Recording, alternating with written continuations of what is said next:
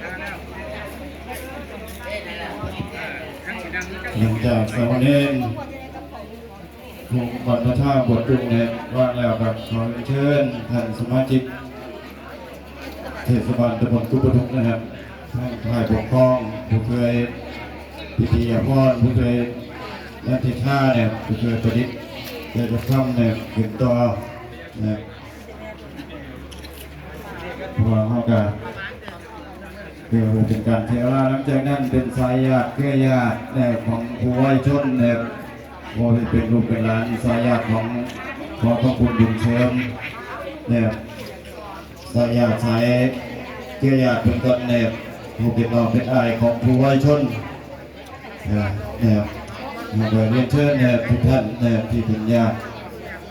สายเลือดในผู้รวมสายโลหิตด้วยกันในแต่ขอเชิญทุกท่านในที่มาร่วมงานชอบในกิจศพในครั้งนี้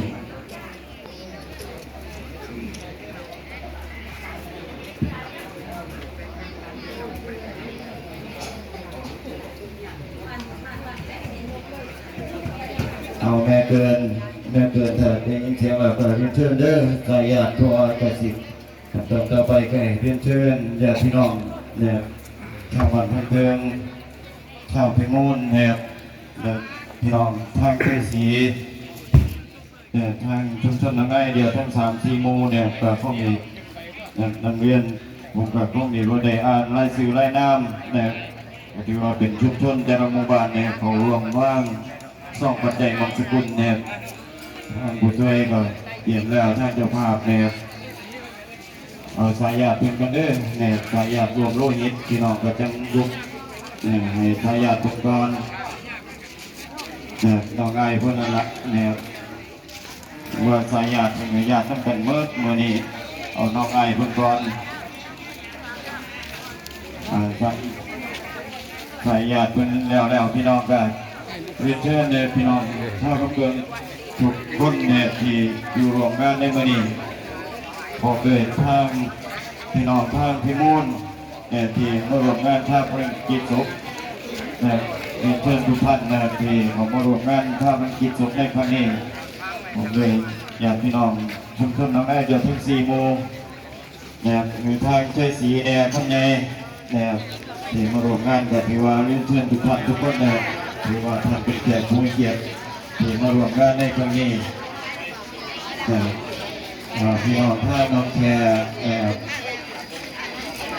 เป็นบุญน้องหินถ่ายยืนในบริเวณงานค่ะขอเรียนเชิญทุกท่านที่เดินทางมาเพื่อ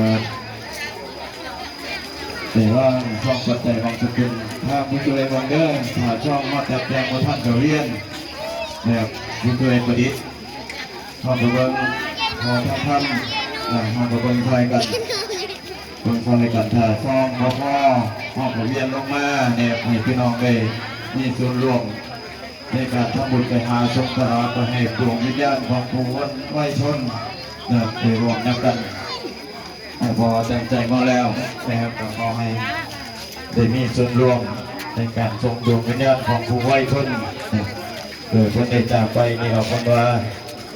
ผู้เป็นลูกเป็นหลานในผู้เป็นสายญาติสายเครือญาตินะครับอย่ามีจิตหวังให้เจ้าเฝ้ารับใช้อย่าป่วยสำหรับ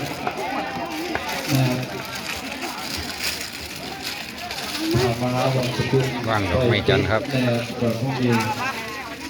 เพื่อนในช่วงน้องแล้วอ่านประวัติแล้วนะครับเปิดห้องเรียนเพื่อนท่านประธานในพื้นที่เป็นผู้ได้ว่างพามาบอกสกุลใต้ปิดก็คือคุณทรงคลิปนี้ไว้สำหรับครับคลิปหน้าจังว่ากันนะครับฝากอะไรก็แชร์ก็ติดตามใน YouTube ครับสวัสดีครับ